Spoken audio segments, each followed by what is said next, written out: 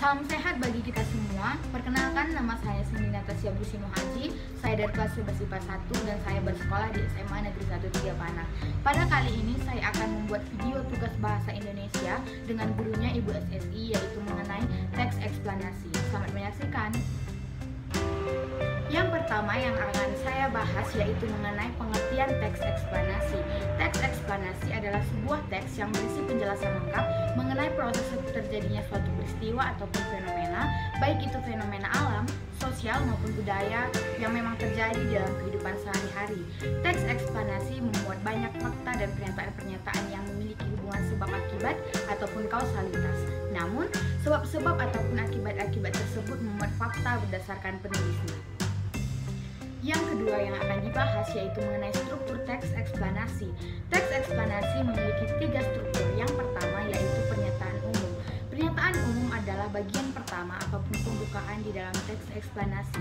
Pernyataan umum berisikan tentang informasi-informasi mengenai topik yang akan dibahas, yaitu mengenai apa, bagaimana, dan mengapa peristiwa tersebut dapat terjadi. Nah, pada pernyataan umum, informasi yang dimuat harus lebih menarik agar pembaca dapat merasa tertarik untuk membacanya.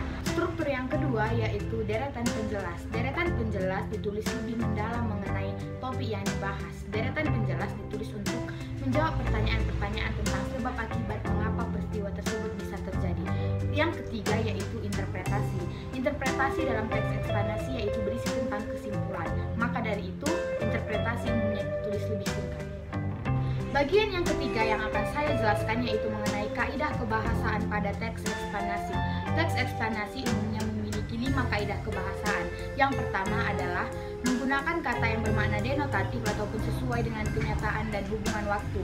Yang kedua, menggunakan konjungsi sebab akibat ataupun kausalitas dan keterangan waktu ataupun kronologis. Yang ketiga, merujuk pada jenis fenomena yang dijelaskan. Yang keempat, banyak menggunakan kata kerja pasif, contohnya terlihat, terbagi, terakhir, dan lain-lain. Yang kelima, banyak menggunakan kata teknis ataupun peristilahan yang sesuai dengan topik yang dibahas. Bagian keempat yang akan saya jelaskan yaitu mengenai ciri-ciri teks eksplanasi. Ciri-ciri yang pertama adalah strukturnya terdiri atas pernyataan umum, mempunyai sebab akibat dan interpretasi. Yang kedua, informasi yang dimuat berdasarkan fakta dan kenyataan. Yang ketiga, fakta tersebut bersifat ilmiah. Yang keempat, bersifat logis, yang artinya penjelasan dalam teks tersebut bersifat logis dan teoretis. Yang kelima yaitu bersifat objektif, yaitu penjelasan dalam teks tersebut dapat disertai argumen yang objektif dan didukung dengan teori yang relevan.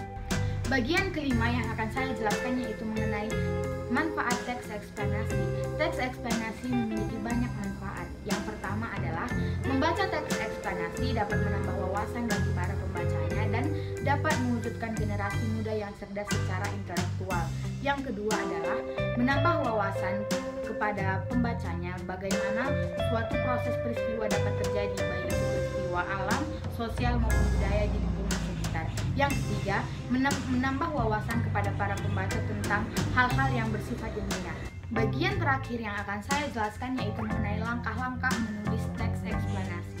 Dalam menulis teks eksplanasi ada 5 langkah yang harus kita lakukan. Yang pertama yaitu menentukan topik yang menarik. Pada bagian ini kita harus menentukan topik yang benar-benar menarik agar pembaca dapat tertarik membaca teks eksplanasi tersebut.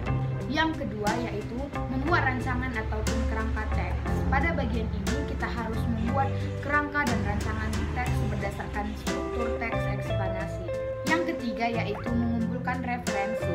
Pada bagian ini kita harus mengumpulkan data-data dan fakta-fakta yang telah kita cari, baik itu dari koran, majalah, ataupun internet. Langkah yang keempat yaitu mengembangkan teks. Pada bagian ini kita harus mengembangkan data-data ataupun fakta-fakta yang telah kita kumpulkan menjadi kalimat-kalimat yang menarik dan sesuai dengan struktur teks eksplanasi.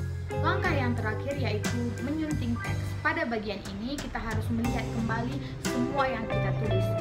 Sunting jika ada kalimat yang salah ataupun yang tidak sesuai dengan topik. Demikian yang dapat saya sampaikan mengenai teks eksplanasi. Jika ada kesalahan kata ataupun kalimat yang saya ucapkan, saya mohon maaf sebesar-besarnya. Terima kasih.